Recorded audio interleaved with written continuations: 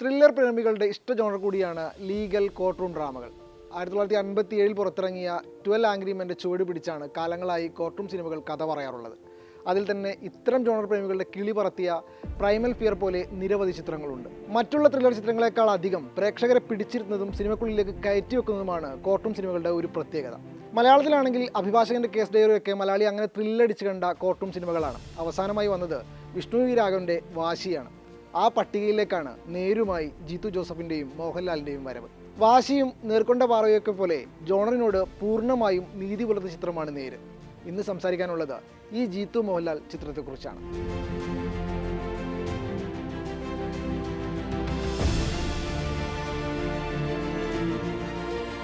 ഒരു തിയേറ്റർ വിജയത്തിനായി മോഹൻലാലും ആരാധകരും ഒരുപോലെ കാത്തിരിക്കാൻ തുടങ്ങിയിട്ട് നാള് കുറച്ചായി.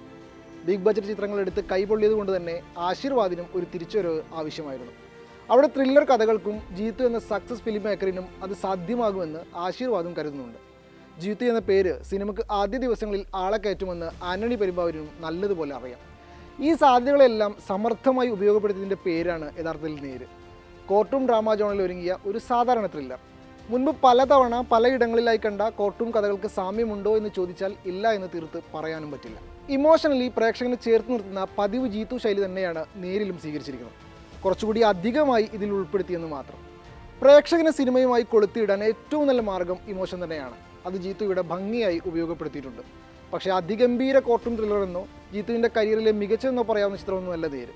പക്ഷേ 2 മണിക്കൂർ ഒട്ടും അടുപ്പില്ലാതെ കണ്ടിരിക്കാനുള്ള ഡീസൻറ്റ് ത്രില്ലറായി നേരിനെ വിശേഷിപ്പിക്കാം. പോസ്റ്ററിൽ കണ്ടതുപോലെ തന്നെ ഒരു കേസുമായി ബന്ധപ്പെട്ടാണ് കഥയുടെ സഞ്ചാരം. ഏറെ നാളായി കോടതിയിൽ പോയിട്ടില്ലാത്ത ഒരു കേസിൽ അപ്പിയർ ചെയ്തിട്ട് നാളേറെയായ വിജയമോഹനിലേക്ക് പ്രമാദമായ കേസ് എത്തുന്നതും പ്രതി രക്ഷപ്പെട്ടു പോകുന്നു എന്ന് തോന്നുന്നിടത്ത് വിജയമോഹന്റെ ഇടപെടലിൽ കേസിന് വഴിത്തിരിവുണ്ടാകുന്നതുമാണ് സിനിമ പറയാൻ ശ്രമിക്കുന്നത്. ജീത്തു ആവർത്തിച്ച് പറഞ്ഞതുപോലെ അതിഭയങ്കര ട്വിസ്റ്റും ഇൻവെസ്റ്റിഗേഷനും പ്രതീക്ഷിച്ചു വരരുത്. എന്തുകൊണ്ടാണ് ജീത്തു മുൻകൂർ ജാമ്യം എടുത്തതെന്ന് സിനിമ കണ്ടിറങ്ങിയവർക്ക് കത്തും. കാരണം ഒരു കേസിൻ്റെ വിചാരണയും വാദങ്ങളിലെ കോംപ്ലിക്കേഷൻസുകളും തെളിവുകളുടെ സ്വീകാര്യതയും അത് അത്രയും റിയലായി അവതരിപ്പിക്കാനാണ് അണിയറ പ്രവർത്തകർ ശ്രമിച്ചിരിക്കുന്നത്.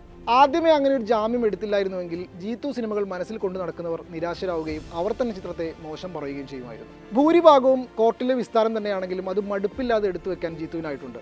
അത് ഇൻട്രസ്റ്റിംഗ് ആയ ചില ട്വിസ്റ്റ് ആൻഡ് ടേൺസ് സൃഷ്ടിച്ചാണ് സാധ്യമാക്കിയത്. കോർട്ടും ഡ്രാമകൾ പ്രേക്ഷകനെ മടുപ്പിക്കാൻ ഒരുപാട് സാധ്യതയുള്ള ജോണറാണ്. കാരണം കോടതി മുറി, വാദപ്രതിവാദങ്ങൾ, കോടതി വ്യവഹാരങ്ങളോടുള്ള താല്പര്യമില്ലായ്മ അല്ലെങ്കിൽ മനസ്സിലാക്കിയെടുക്കാനുള്ള ബുദ്ധിമുട്ട്, ഇതൊക്കെ കൊണ്ടാണ് അങ്ങനെ സംഭവിക്കുന്നത്. എന്നാൽ നേരിൽ കഥയുടെ തുടക്കത്തിൽ തന്നെ പ്രേക്ഷകനെ എളുപ്പത്തിൽ കഥക്കുള്ളിലേക്ക് എടുത്തു വെച്ച് അവരെയും കോടതിയിലെ ആ ബെഞ്ചിലിരുത്തിയിട്ടുണ്ട് അണിയറ പ്രവർത്തകർ. അത് സാധ്യമാവുന്നത് കൊണ്ടാണ് നീണ്ടുപോകുന്ന വിസ്താരം പ്രേക്ഷകന് ഇൻട്രസ്റ്റിംഗ് ആവുന്നത്. അതായത് ഇരക്ക് നീതി കിട്ടണമെന്ന് വക്കീലിനെ പോലെ തന്നെ പ്രേക്ഷകരും അങ്ങനെ ആഗ്രഹിക്കുന്നുണ്ട്. കോർട്ട് റൂം ഡ്രാമകൾ, ഇൻവെസ്റ്റിഗേഷൻ പോലീസ് സ്റ്റോറികളും പുതിയ കാലത്ത് ഉണ്ടാവുന്നത് അത്രയും റിസർച്ചോടെയാണ്. ഇത് കഥയ്ക്കും കഥാസന്ദർഭങ്ങളിൽ ഉണ്ടാക്കുന്ന വിശ്വാസ്യത കൂട്ടുന്നുമുണ്ട്. നേരിലും അങ്ങനെ തന്നെയാണ്. അത് സാധ്യമാവുന്നത് വക്കീൽ കൂടിയായ ശാന്തി മായാദേവി എഴുത്തിന് പിന്നിൽ നിൽക്കുന്നതുകൊണ്ടാണ്. ചിത്രത്തിൽ പ്രധാന കഥാപാത്രമായും ശാന്തിയുണ്ട്. പഴയകാല സിനിമകളിലുള്ളതുപോലെ കോർട്ട് റൂം കഥാപ്രസംഗങ്ങളില്ലാതെ യഥാർത്ഥ കോടതി വ്യവഹാരങ്ങൾ ഉൾപ്പെടുത്തിയതിൻ്റെ സുഖം ചിത്രത്തിനുണ്ടായിരുന്നു. ടോവിനോയുടെ വാശിയായിരുന്നു ഇതുപോലെ കഥ പറഞ്ഞ മറ്റൊരു ചിത്രം. വാശിയുടെ കഥാപരിസരവുമായും നേരിന് നല്ലതുപോലെ ബന്ധമുണ്ട്. കഥാപാത്രങ്ങളായി മാറാനുള്ള മോഹൻലാലിൻ്റെ കഴിവ് മലയാളി എന്നേ സമ്മതിച്ച കാര്യമാണ്. അടുത്ത കാലത്തായി അങ്ങനെ ചെയ്തു ഫലിപ്പിക്കാനുള്ള തിരക്കഥകൾ ലഭിക്കാത്തതാണ് പരാജയങ്ങൾ ഉണ്ടാകാനുള്ള കാരണങ്ങളായി മാറിയത്. മോഹൻലാലിൻ്റെ സേഫ് സോണിൽപ്പെട്ടതാണ് വക്കീൽ കഥാപാത്രങ്ങൾ. ഇവിടെയും കഥാപാത്രത്തിനുള്ളിൽ നിൽക്കുന്ന നല്ല അടക്കമുള്ള പ്രകടനവുമായി ലാൽ എത്തിയിട്ടുണ്ട്. അദ്ദേഹത്തിന് അധികമായി ഒന്നും ചെയ്യാനില്ല. പക്ഷേ കോർട്ട് റൂമിനുള്ളിൽ എങ്ങനെയാണ് ഒരു ലോയറുടെ പെരുമാറ്റം, അതിൻ്റെ മൈന്യൂട്ട് കാര്യങ്ങളും മോഹൻലാൽ പിന്തുടർന്നിട്ടുണ്ട്. ഗൗരവമുള്ള വേഷങ്ങളിലേക്കും കഥകളിലേക്കും മോഹൻലാൽ നടൻ തിരിച്ചുവരവ് നടത്തുന്നതിൻ്റെ ആദ്യ പടി കൂടിയായിരിക്കണം നേര്. അനശ്വര രാജൻ, ജഗദീഷ്, സിദ്ദീഖ്, മോഹൻലാലിനെ മാറ്റി നിർത്തിയാൽ ഇവർ 3 പേരുമാണ് കഥയെ മുന്നോട്ട് നയിക്കുന്നത്. ജഗദീഷും സിദ്ദീഖും മത്സരിച്ച് പെർഫോം ചെയ്തിട്ടുണ്ട്. ചില ഡയലോഗുകൾ കൊണ്ട് പ്രേക്ഷകന് കയറി തല്ലാൻ തോന്നുന്ന ജീത്തുവിൻ്റെ സ്ഥിരം വില്ലൻ കഥാപാത്രങ്ങളെ നേരിലും നിർത്തിയിട്ടുണ്ട്. നിയമവ്യവസ്ഥയിലെ വിശ്വാസവും സത്യം തങ്ങളുടെ പക്ഷത്താണെങ്കിൽ ആത്യന്തിക നീതി പുലരുമെന്ന സന്ദേശവും സിനിമ മുന്നോട്ട് വെക്കുന്നുണ്ട്.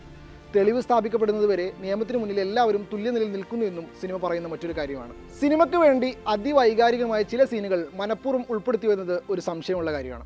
കോർട്ട് റൂമിനുള്ളിലെ സംഭാഷണങ്ങളും അങ്ങനെ ദഹിക്കാതെ പോയ ഒന്നായിരുന്നു.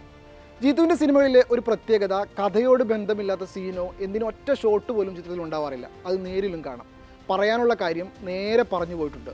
അത് കാണുന്നവർക്ക് മനസ്സിലാകുന്ന തരത്തിൽ കമ്മ്യൂണിക്കേറ്റ് ചെയ്തിട്ടുമുണ്ട്. അതായത് സാധാരണക്കാർക്ക് അങ്ങനെ പരിചയമില്ലാത്ത കോടതി വ്യവഹാരങ്ങളെ അവർക്ക് കൂടി മനസ്സിലാകുന്ന തരത്തിൽ പറഞ്ഞു പോയിട്ടുണ്ട് ജീത്തു ജോസഫിൻ്റെ മിക്ക ചിത്രങ്ങളുടെയും ക്യാമറ കൈകാര്യം ചെയ്തിരിക്കുന്ന സതീഷ് കുറുപ്പ് തന്നെയാണ് ഇവിടെയും. ഭൂരിഭാഗവും കോടതി രംഗങ്ങളുള്ള സിനിമയിൽ പ്രേക്ഷകരെ മടുപ്പിക്കാതിരിക്കുന്നതിൻ്റെ ചെറിയ ക്രെഡിറ്റ് സതീഷിനും അവകാശപ്പെട്ടതാണ്. വിഷ്ണുവിൻ്റെ BGM ചിലയിടങ്ങളിൽ വല്ലാതെ ലൗഡ് ആയതുപോലെ തോന്നിയെങ്കിലും മൊത്തത്തിൽ ഒരു ഇമ്പാക്റ്റ് ഉണ്ടാക്കാൻ സാധിച്ചിട്ടുണ്ട്. ക്ലൈമാക്സിനോട് അടുത്ത് വരുന്ന ഗാനവും ചിത്രത്തിന്റെ ഇമോഷൻ ലെവൽ എലിവേറ്റ് ചെയ്യുന്നതാണ്. സഹായ എഴുത്തുകാരി ആയതുകൊണ്ടാണോ അതോ അഭിഭാഷക ആയതുകൊണ്ടാണോ എന്തോ കഥ പറച്ചിലിൽ ശാന്തിയുടെ പ്രകടനം തെറിച്ചു നിൽക്കുന്നത് പോലെയാണ് അനുഭവപ്പെട്ടത്. ചിത്രത്തിൽ പലയിടങ്ങളിലും ഡയലോഗുകളിലെ നാടകീയതയും അനുഭവപ്പെട്ടിരുന്നു. തുടർ പരാജയങ്ങളുമായി മോഹൻലാലിന്റെ കരിയർ ഗ്രാഫ് കുത്തനെ താഴേക്ക് പോയിക്കൊണ്ടിരിക്കുന്ന സമയമാണ്.